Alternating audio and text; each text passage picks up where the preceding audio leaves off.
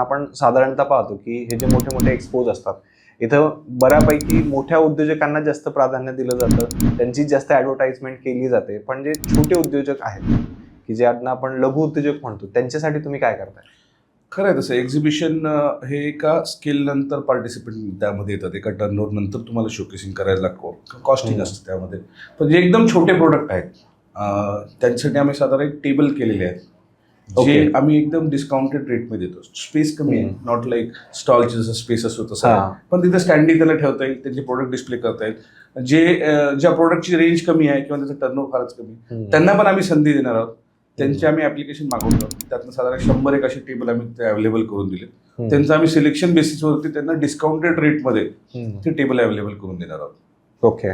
आणि तसंच महिलांसाठी असं काही आहे का की महिलांसाठी साधारण आम्ही महिलांमध्ये आमच्या एमईमध्ये एक वुमन विंग आहे, त्यामध्ये आज 100 एक उद्योजक आहेत.